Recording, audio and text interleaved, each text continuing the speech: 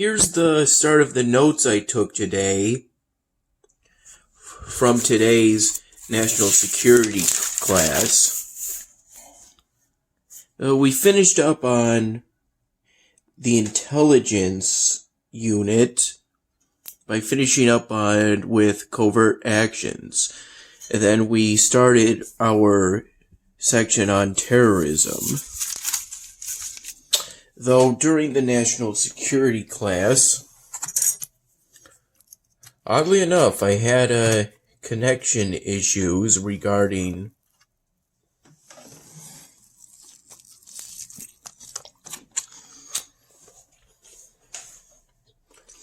the connection to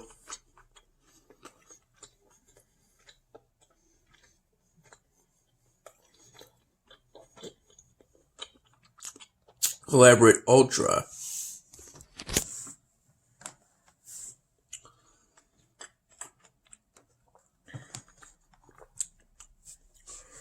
I got lunch at around noon, like I usually do. Immediately after my pool test today, that was scheduled for 11 in the morning, but I went for it at around 10:40 in the morning.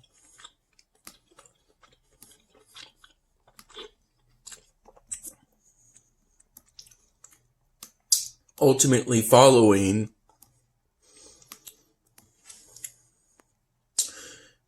the morning hours, the early morning hours to morning hours in which I spent working on the 99th Dan Hamming. And now I think that I, for the most part, am mostly finished with the polishing work. At the very least, I should now be done with the part in which Dan Hamming walks over to that window, the broken window, to the inside of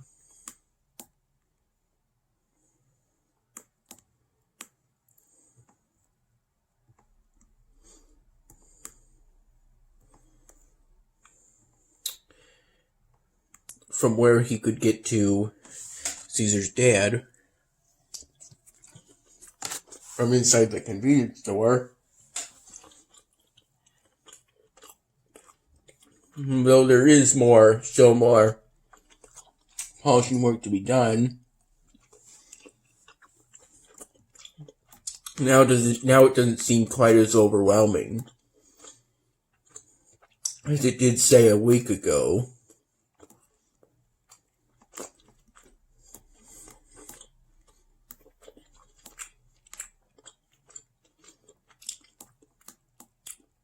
I'm currently watching the film De Nadi,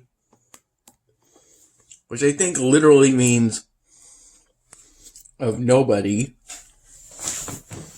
or as the film seems to suggest, just nobody, but De tends to mean of within the Spanish language.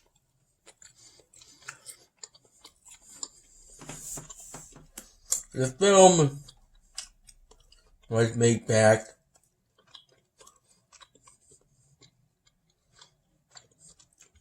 in 2005.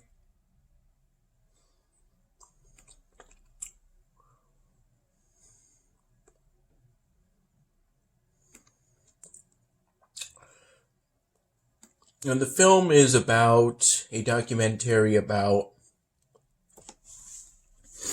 Central American migrants making their way through Mexico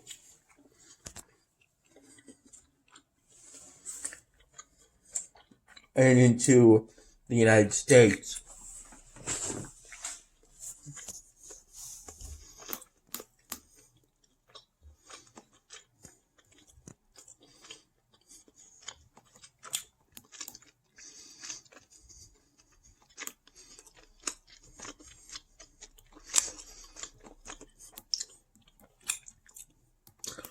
I have feelings that now I'm going to be hemorrhaging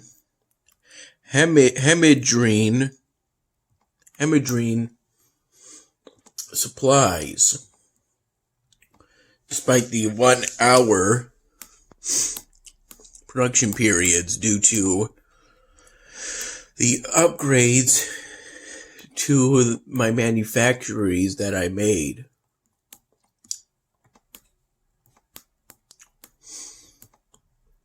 Yeah, and it ended up pretty much costing up all of my population, so now I'll have to boost it up if I want to make that new workshop.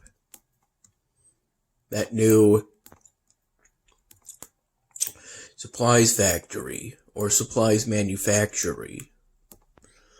Even though officially they're just called workshops. Not supply manufactories, though. And that's what they are and function within this game. I'm about halfway through the film. The documentary seems to depict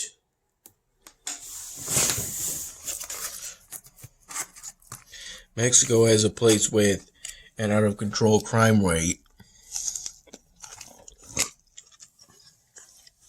Excuse me.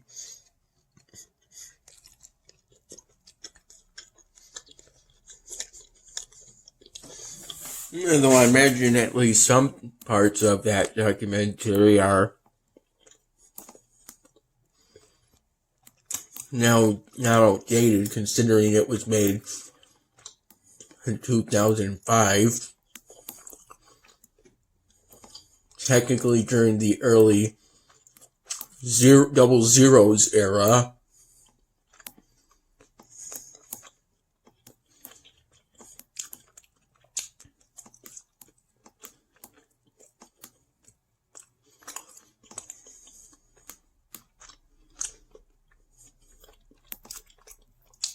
And back when I only would have been 5 years old. Phoenix Chick.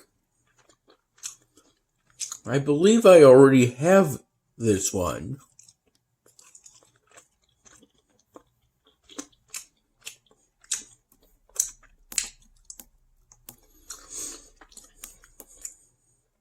And I imagine I could replace an old 3x3 building with it at some point.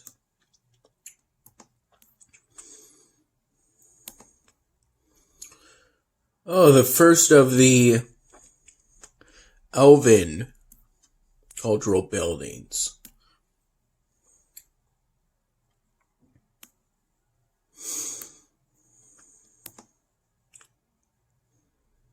Wait a minute, so there's a second set of cultural buildings.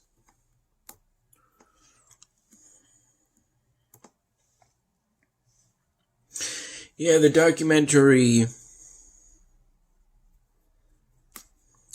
also had the migrants talk about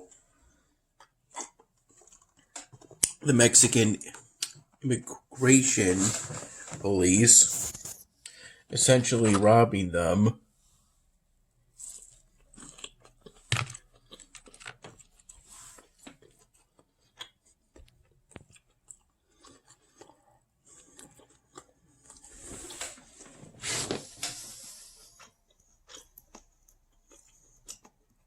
I mean, prior to starting to watch the film, I already knew that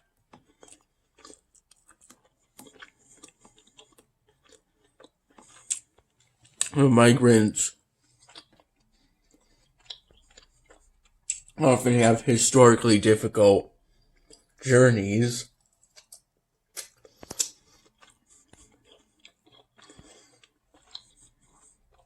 It pretty much immediately opened by depicting the dangerous practice of climbing onto a train because due to poverty, they can't pay for proper train tickets. They come over to the United States in search of economic opportunities to better their lives and to better support themselves and their families.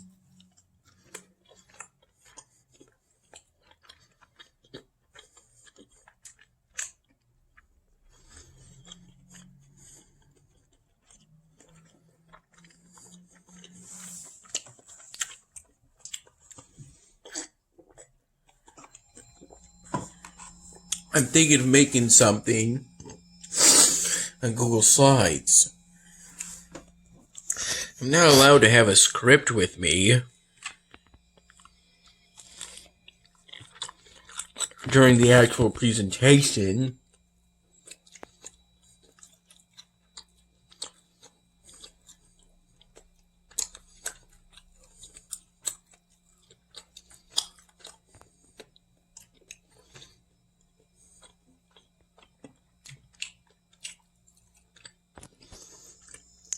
But it could still be helpful if I can memorize the script or at least do a pretty good job of doing so.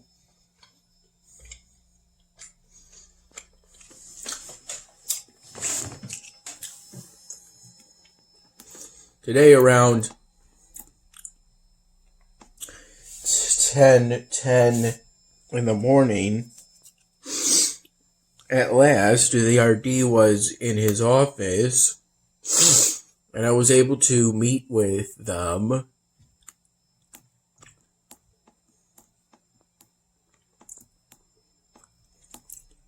to discuss shifts for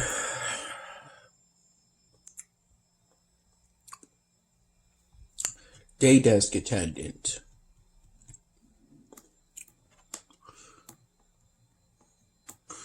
Based on what I've seen, it seems that there are some available shifts. It's just that they're first come, first serve basis, and I'm not entirely sure if you get a notification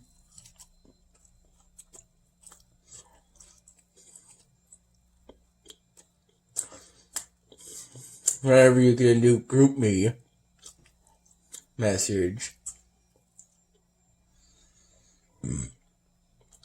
Excuse me.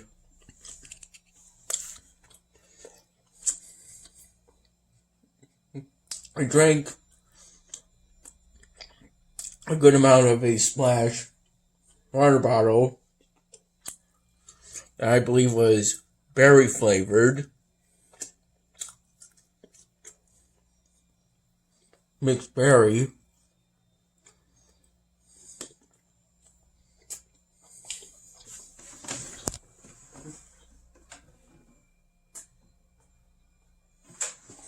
Or possibly orange flavored.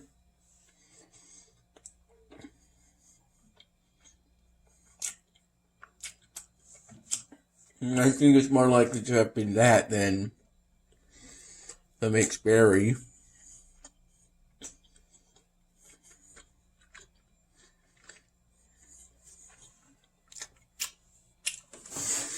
To ensure that I wouldn't be dehydrated again when I came for the pool test.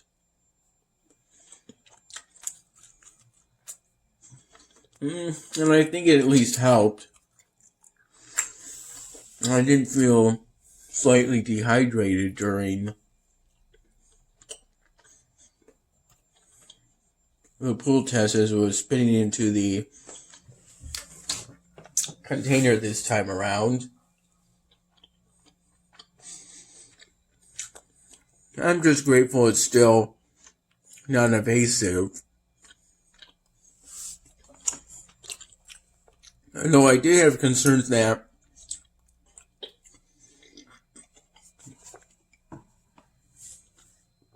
I could accidentally mix sweat into the saliva while I was spitting and get a false positive from that. As I made trips in which I used the steps to get down, then used the elevator to get back up, in order to clean up a wall of trash that was over here, covered up the corkboard within my dorm room. That mostly consisted of these trays and an empty version of these milk cartons.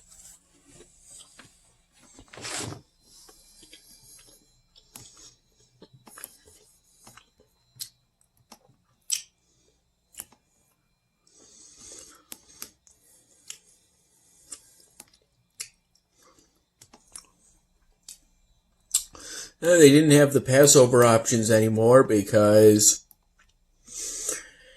I checked and Passover ended on the evening of Easter. Still, they were pretty good special options. And I'm just grateful to have made it to dinner today. At some point I fell asleep while I was watching the documentary, but by that point I had paused it so I didn't miss anything really.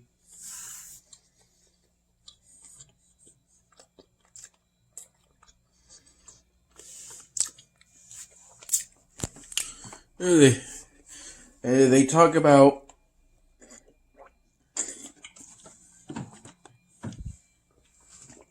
the Mara, or the criminal organized crime gangs from El Salvador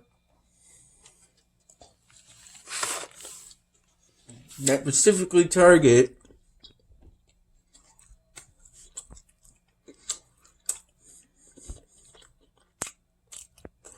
Central American migrants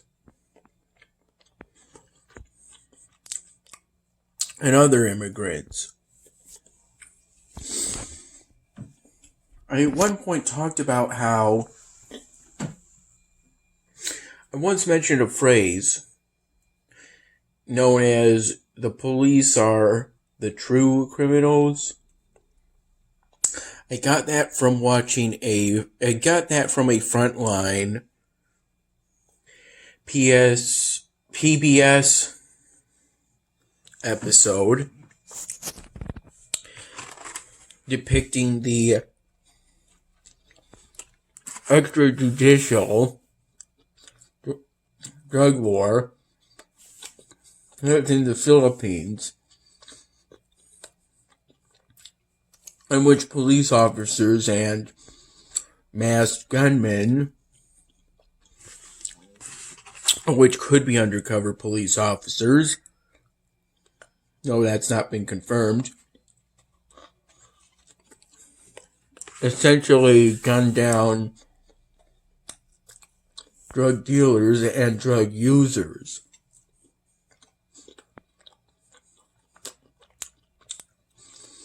And at some point, a Philippine resident said that phrase.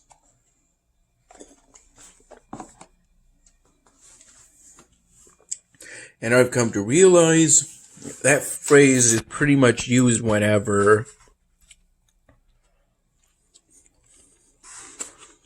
within an area, the police are often protect the public no more than the criminal gangs who harm residents in their desperate attempts to earn money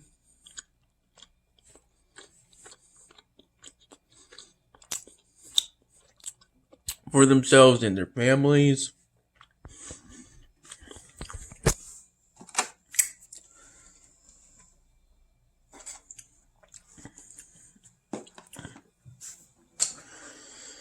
I heard about one of the people that were followed through interviews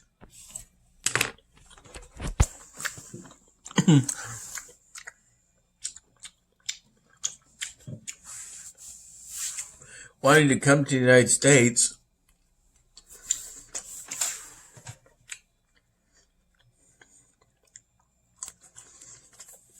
in order to get an operation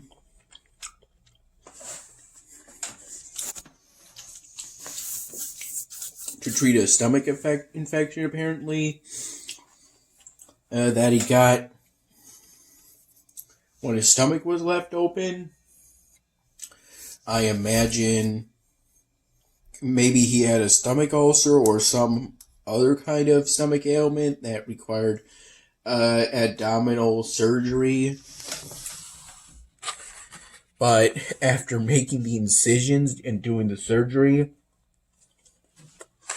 I guess they had difficulty closing the incision, so they put some kind of gauze layering or something.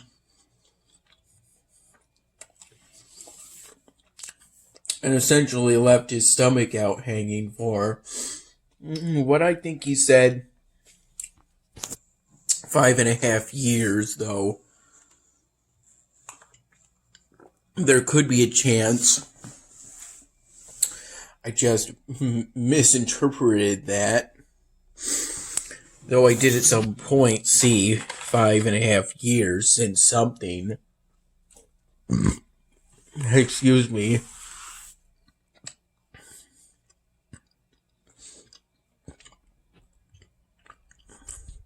During that part.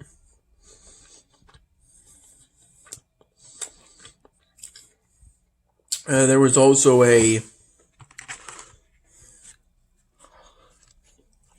some kind of Spanish, I'm going to say Cardino, though I could be mispronouncing that. That calls the migrants La Nadi or De Nadi. Those are two possible ways it was said. Essentially calling them the nobodies.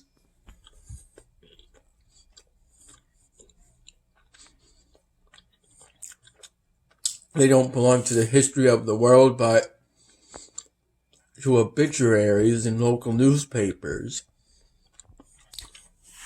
Worth less than the bullet that kills them. Presumably more likely to be by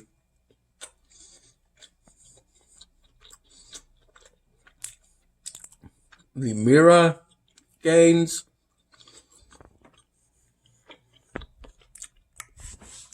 And during the segment on them, someone briefly mentioned MS-13. And I just think to myself how the documentary came out before they blew up in news stories that I imagine were first published by Fox News, using them to talk about how immigrants to the United States are dangerous, but in reality, they aren't. They actually have lower criminal offense commission rates than native citizens. Because they come to the United States, and again, in search of economic opportunity, not to commit crimes, although impoverished people may resort to that in order to earn a living. But it would seem to me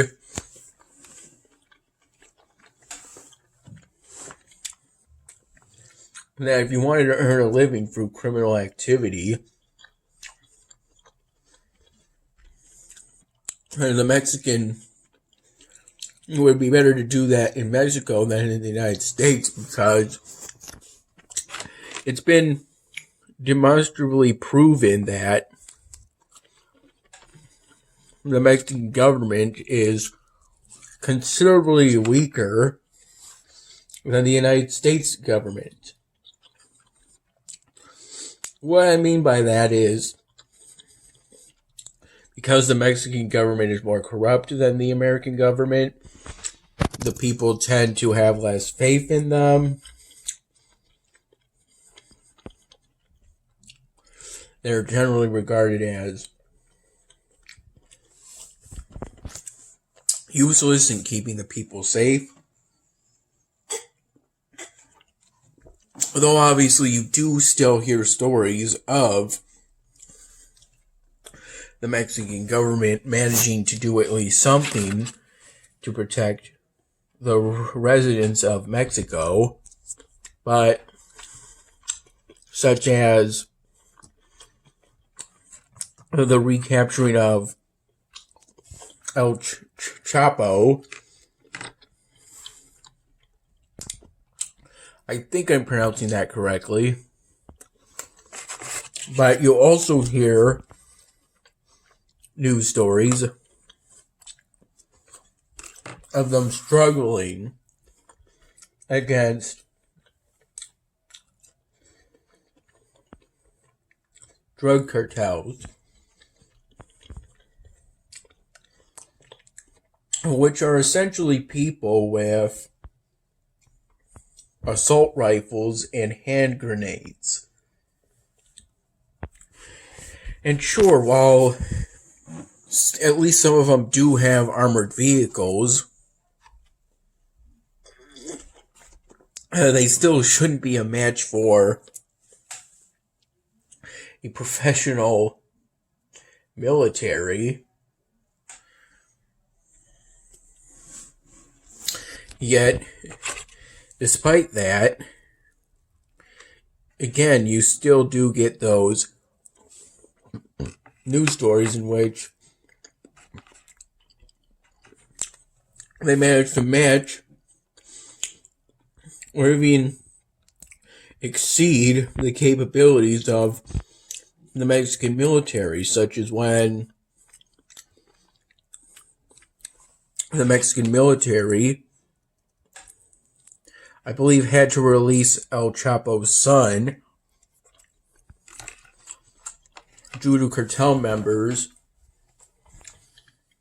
and firing at them.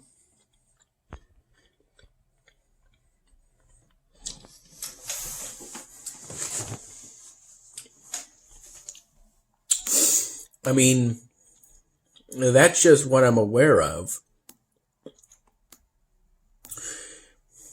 If I've accidentally said something that isn't actually true, then the documentary hasn't corrected me on that. If anything, the documentary has seemed to strengthen that view, but again, it's from 2005. I'm thinking of using Google Slides to make the actual presentation. And I'll be writing down the script in a notebook like this, though obviously it'll be the one for Intermediate Spanish 2, not the one for my national security class.